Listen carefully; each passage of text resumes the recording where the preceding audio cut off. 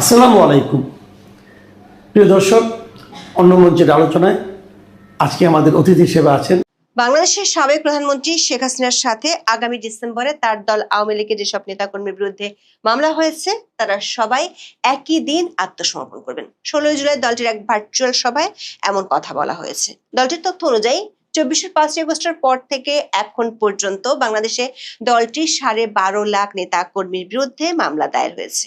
নানান ধরনের মামলায় অভিযুক্ত সবাই একই সাথে শেখ হাসিনার সাথে আত্মসমর্পণ করবেন বলে দলটির বৃহস্পতিবারের সভায় জানানো হয়েছে।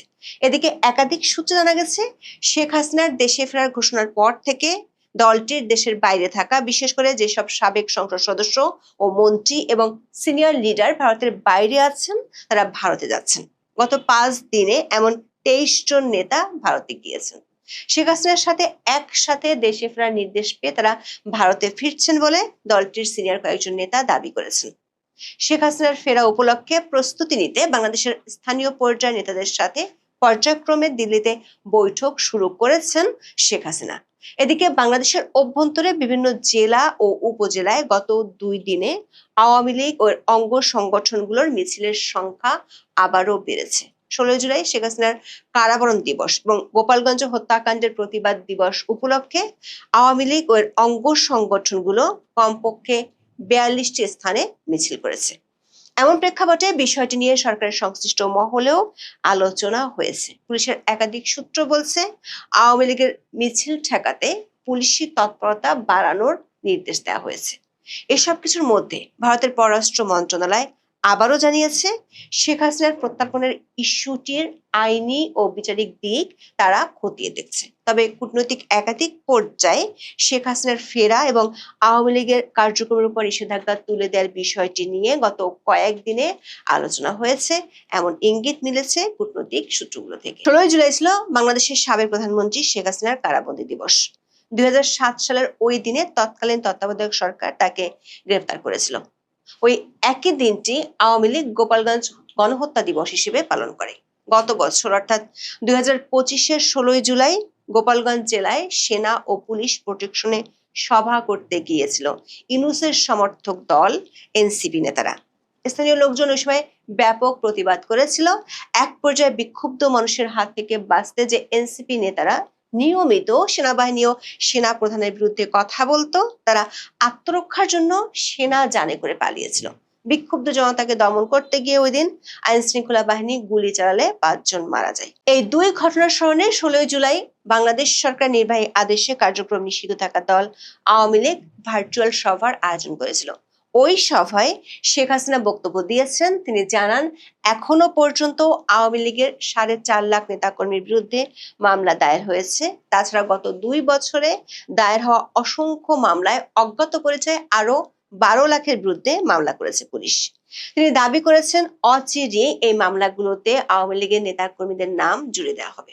আওয়ামী লীগ সভানেত্রী জানান, তার স্বদেশ প্রত্যাবর্তনের ঘোষণা এবং আওয়ামী লীগের প্রতিষ্ঠা বার্ষিকীর অনুষ্ঠান বানচাল করতে শুধু গত মাসে 37,000 নেতাকর্মীকে গ্রেপ্তার করেছে বাংলাদেশ সরকার। শেখ হাসিনার সভায় নির্দেশ দিয়েছেন, আগামী ডিসেম্বরে যেদিন তিনি দেশে ফিরে আদালতের মুখোমুখি হবেন, সেই দিন বাংলাদেশে আওয়ামী লীগের যেসব নেতাকর্মীর বিরুদ্ধে মামলা আছে সকলেই নিজের নিজের এলাকার আদালতে আত্মসমর্পণ করতে হবে। শেখ হাসিনার দাবি, এমন নেতাকর্মীর সংখ্যা আনুমানিক 12.5 লাখ। অবশ্য বাংলাদেশের স্বরাষ্ট্রমন্ত্রী সালাউদ্দিন আহমেদ এবং আইনমন্ত্রী আসাদুজ্জামান দাবি করেছেন, শেখ হাসিনার ব্যক্তিগতভাবে দেশে ফেরার সুযোগ নেই। দেশে ফিরলে তাকে গ্রেপ্তার করা হবে। শেখ হাসিনাকে আত্মসমর্পণের অনুমতি দেওয়া হবে নাকি আপিল করা হবে তা আদালত নির্ধারণ করবে বলে সালাউদ্দিন আহমেদ জানিয়েছিলেন। অবশ্য বাংলাদেশের আইনজীবীরা বলছেন, দেশের নাগরিক হিসেবে শেখ হাসিনার দেশে ফিরে আদালতে আত্মসমর্পণ করার ক্ষেত্রে আইনি কোনো বাধা নেই। আওয়ামী লীগের ভার্চুয়াল সভায় এক পর্যায়ে শেখ হাসিনা সরকারকে চ্যালেঞ্জ জানিয়ে বলেছেন, দেখি বাংলাদেশের জেলে কত জায়গা আছে। শেখ হাসিনা বলেছেন, যত জেলই বানাক তিনি ও তার দলের নেতা কর্মীরা সবাই মিলে একদিনে আত্মসমর্পণ করবেন। সভায় উপস্থিত ছিলেন এমন বেশ কয়েকজন আওয়ামী লীগের নেতারা বলেছেন, ইতিমধ্যে বেশ কয়েকজন নেতা দিল্লিতে গিয়ে শেখ হাসিনার সাথে বৈঠক করেছেন। সেসব বৈঠকে শেখ হাসিনা দলের নেতাদের বিশেষ করে সাবেক সংসদ সদস্য, মন্ত্রী, স্থানীয় সরকার পর্যায়ের নেতা, আওয়ামী লীগ ও অঙ্গ সংগঠনগুলোর নেতাদের দেশে ফেরার প্রস্তুতি নেওয়ার নির্দেশ দিয়েছেন। তার সে নির্দেশ অনুযায়ী কোন নেতা কোথায় আছেন সে তালিকাও তৈরি হয়ে গেছে বলে দলটির একাধিক নেতা দাবি করেছেন। দর্শক, শেখ হাসিনা রয়টার্সকে ডিসেম্বরের মধ্যে বাংলাদেশে ফেরার কথা বলেছেন গত 10 জুলাই। এরপর থেকে গত 5 দিনে 23 জন আওয়ামী লীগের সাবেক সংসদ সদস্য, মন্ত্রী ও সিনিয়র নেতা ইউরোপ, আমেরিকা, কানাডা ও মধ্যপ্রাচ্যের বিভিন্ন দেশ থেকে ভারতে গিয়েছেন।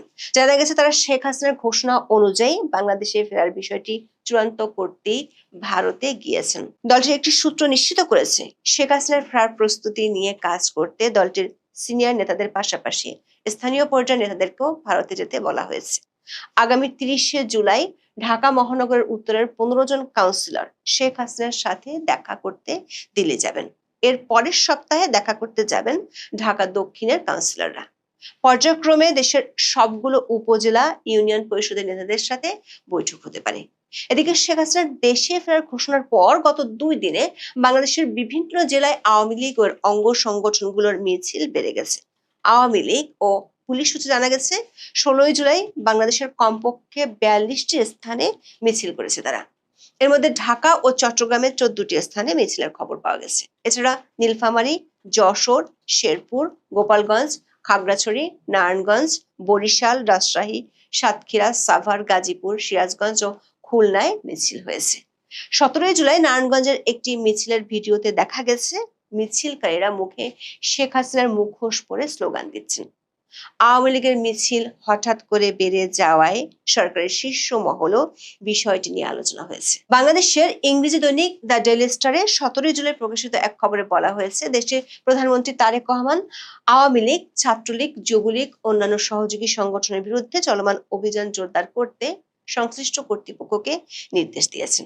রিপোর্টটিতে দাবি করা হয়েছে, তারেক রহমান জনগণের নিরাপত্তার জন্য হুমকি হয় কিংবা আইন শৃঙ্খলার বিঘ্ন ঘটাতে পারে এমন কর্মকাণ্ড যাতে কার্যক্রম নিষিদ্ধ থাকা দল ও সংগঠনের সদস্যরা করতে না পারে, তার জন্য আইন শৃঙ্খলা রক্ষাকারী বাহিনী ও মাঠ প্রশাসনকে আরো সজাগ থাকার নির্দেশ দিয়েছেন। 13 জুলাই সচিবালয়ে প্রধানমন্ত্রীর সভাপতিত্বে অনুষ্ঠিত মন্ত্রিসভার বৈঠকে এই নির্দেশনা দেওয়া হয়েছে বলে ডেইলি স্টারের খবরে বলা হয়েছে। এদিকে শেখ হাসিনার প্রত্যর্পণ নিয়ে আবারও নিজেদের অবস্থান ও মত তুলে ধরেছে ভারতীয় পররাষ্ট্র মন্ত্রণালয়। বরাবরের মতোই দেশটির পররাষ্ট্র মন্ত্রণালয়ের মুখপাত্র রণধীর জয়সওয়াল 17 জুলাই জানিয়েছেন, বাংলাদেশের সাবেক প্রধানমন্ত্রী শেখ হাসিনাকে প্রত্যর্পণের অনুরোধ পরীক্ষা করে দেখা হচ্ছে। ব্রিফিং এ এক সাংবাদিক প্রশ্ন করেন, শেখ হাসিনা ও অন্য অভিযুক্ত ব্যক্তিদের প্রত্যর্পণের জন্য বাংলাদেশ আবারও ভারতকে অনুরোধ করেছে। এ বিষয়ে বাংলাদেশ ও ভারতের মধ্যে কোনো যোগাযোগ হয়েছে কিনা? তাছাড়া শেখ হাসিনা নিজেই ডিসেম্বরে দেশে ফেরার ঘোষণা দিয়েছেন, তাই বিষয়টি নিয়ে দুই দেশের মধ্যে কোনো যোগাযোগ হয়েছে কিনা? এই প্রশ্নের জবাবে ভারতের পররাষ্ট্র মন্ত্রণালয়ের মুখপাত্র বলেন, তারা প্রত্যর্পণের জন্য একটা অনুরোধ পেয়েছেন, যেমনটি আগেও বলেছেন অনুরোধটি পরীক্ষা করে দেখা হচ্ছে। সংশ্লিষ্ট আইনগত ও বিচারিক প্রক্রিয়ার আলোকে অনুরোধটি বিবেচনা করা হবে বলে মত দেন রণধীর জয়সওয়াল। 2 দিন আগেও ভারতের পররাষ্ট্র মন্ত্রণালয়ের মুখপাত্র বলেছিলেন, শেখ হাসিনার ব্যাপারে তাদের অবস্থান আগের মতোই আছে। কূটনৈতিক সূত্রগুলো বলছে, কূটনৈতিক পর্যায়ে শেখ হাসিনার ফেরার ব্যাপারে কয়েকটি চ্যানেলে ভারত ও বাংলাদেশের আলোচনা হয়েছে। সেই আলোচনায় শুধু ভারত ও বাংলাদেশ নয়, পশ্চিমা দুটি দেশ ছাড়াও মধ্যপ্রাচ্যের একটি দেশও আছে। একটি আন্তর্জাতিক সংস্থা, যে সংস্থাটি বাংলাদেশের ত্রয়োদশ জাতীয় সংসদ নির্বাচনের আগে সমঝোতা প্রক্রিয়া ছিল।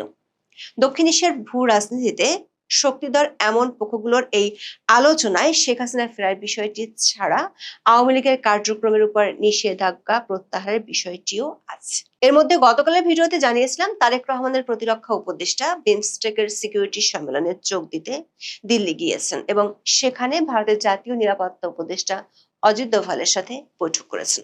সূত্রগুলো বলছে, কূটনৈতিক পর্যায়ে এসব বৈঠকের আলোচনা শেষ হলে আগামী মাসে একটি শক্তিধর দেশের একজন প্রভাবশালী প্রতিনিধি বাংলাদেশ সফরে আসতে পারেন।